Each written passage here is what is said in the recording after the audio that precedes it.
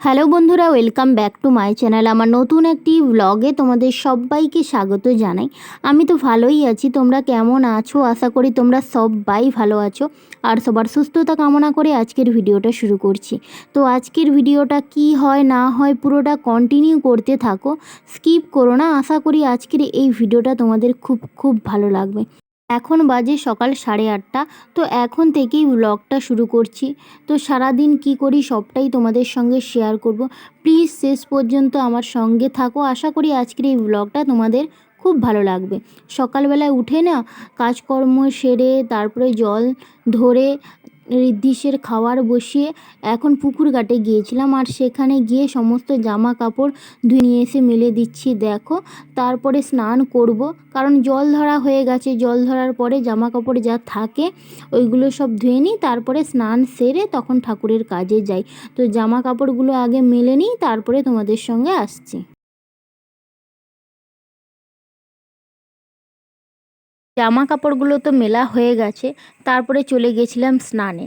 এই যে স্নান সেরে চলে এসেছি পুজোর কাজে। আর আমাদের পুজো করতে না বাড়িতে সময় লাগে অনেকটা, প্রায় 40-50 মিনিট মতন সময় লেগে যায়।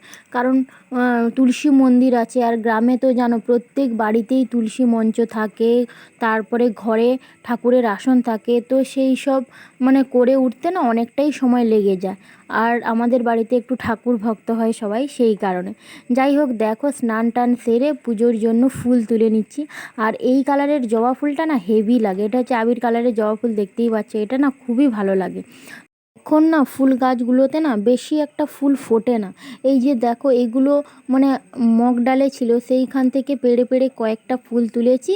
আর নিচে রয়েছে আবির কালারের জবা ফুল, আর এই কটা সাদা ফুল রয়েছে। আর তার সঙ্গে বেলপাতা তুলে নিলাম। এই দিয়েই আজকের পুজো হয়ে যাবে।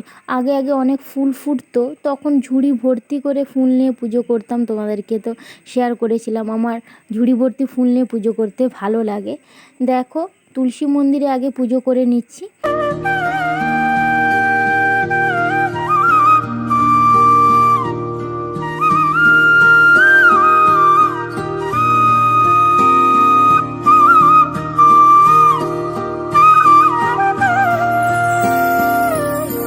श्रीकृष्ण गोविंद हरे मुरारी, हे नाथ नारायण वासुदेव।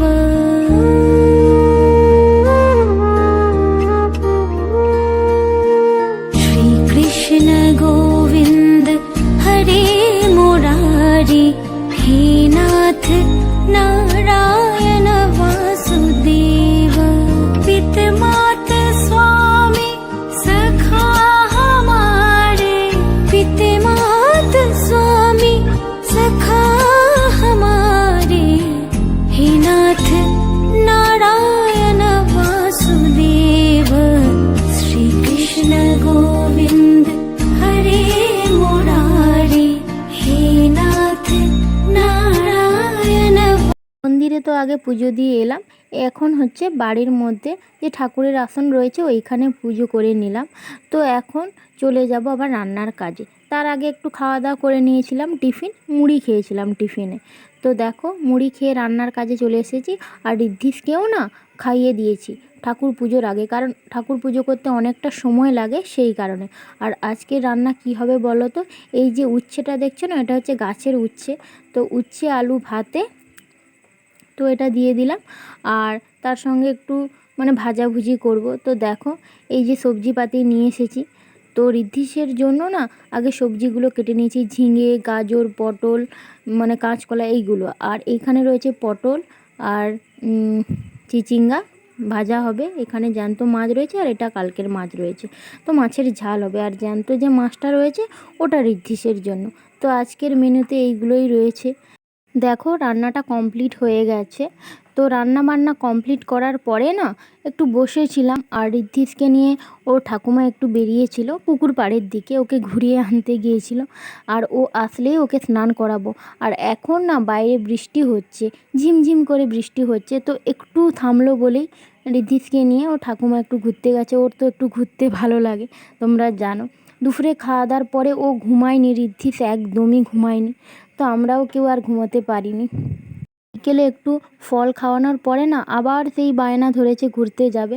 তো ওর ঠাকুমা আবার ঘুরতে নিয়ে যেতে আমি বাড়ির যে বিকেলের সমস্ত কাজকর্ম থাকে ওইগুলো সেরে এখন দেখো উঠোনে বসে সিঁদুর টিপ পরে নিচ্ছি।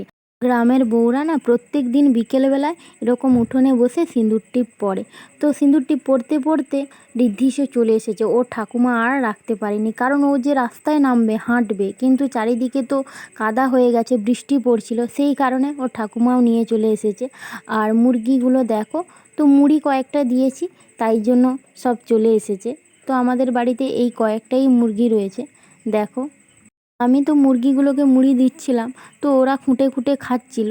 আর এদিকে ঋদ্ধিসকে দেখো, ও একটা ঝাঁটার পিচ নিয়ে কি করছে দেখো, মানে ওদেরকে তাড়াচ্ছে।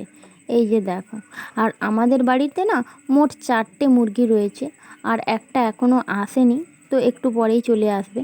তো ও তাদেরকে তাড়িয়ে দিচ্ছে বলে তাই জন্য ও ঠাকুমা ওকে আবার নিয়ে গেল ঘুরতে। মানে ও ঘোড়ার এক্সপার্ট, আর ও ঠাকুমাও তেমন ঘোরায়।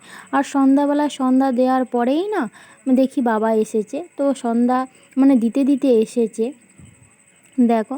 তো বাবার হাত ধরে ধরে হাঁটছে, আর বাবাকে তো একদমই ছাড়ছিল না, সারাক্ষণ দাদা দাদা দাদা এরকম বলতেই আছে। আর ও খুবই আনন্দ হয়েছে, মানে ওর দাদা এসেছে। তো বাবা এখন বাড়ি চলে যাচ্ছে, কারণ কালকে না বাবা আবার কাজে চলে যাবে, সেই কারণে। আমাদের গ্রামে কি হয় বলো তো, জন্মাষ্টমীর সময় না মানে মেয়ের বাপের বাড়ি থেকে কিছু জিনিস আসে, তো সেই কারণে বাবা ওইগুলোই নিয়ে এসেছে। আর যেহেতু আমার ভাই বা দাদা কেউ নেই যে ওরা পরে আসবে, তাই জন্য বাবা আগেই দিয়ে গেল। তো বাবা কি কি এনেছে দেখো, এইদিকে রয়েছে মিষ্টি, এইদিকে রয়েছে পিঠে, তো এইগুলো হচ্ছে গুলগুলি পিঠে। আর কি কি এনেছে দেখো, এইগুলো হচ্ছে পপকর্নের 2টো প্যাকেট রয়েছে। আর দেখো, তো এইগুলোকে না আমি একটা টিনের মধ্যে ভরে দিচ্ছি, কারণ এইগুলো সেঁতিয়ে যাবে। তো এখন তো এগুলো কাটবো না বা খাবো না, সেই জন্য। বাদাম রয়েছে, ছোলা রয়েছে, মটর রয়েছে, আর এদিকে চাল ভাজার 2টো প্যাকেট রয়েছে। তো এইগুলোই বাবা এনেছিল। আর ঋদ্ধিসকে দেখো, আমি সব একটা একটা করে গোছাচ্ছি, আর ও একটা একটা করে সব বের করে দিচ্ছে। তো দেখো, ওর বের করতে ওর ভালোই লাগছে, মানে গুনে দিচ্ছে। ও তো দুষ্টুমি করে, বাচ্চা মানুষ, ও তো দুষ্টুমি করবেই।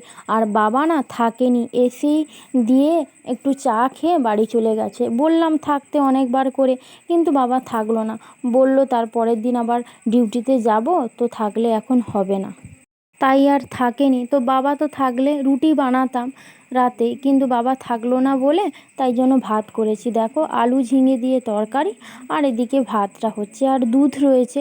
তো আমি দুধ খাবো না, আলু ঝিঙের তরকারি দিয়েই ভাতটা খাবো। আর যেহেতু রাতের খাবার বেশি কিছু তরকারি করিনি, তো এই দিয়েই খেয়ে নেব। তো আজকের ভিডিওটা এখানেই শেষ করছি। কেমন লাগলো অবশ্যই জানিও। নেক্সট ভিডিওতে দেখা হবে। সবাই ভালো থাকো, সুস্থ থাকো, আর অবশ্যই ভালো লাগলে চ্যানেলটা সাবস্ক্রাইব করে পাশে থাকো। সবাইকে টাটা।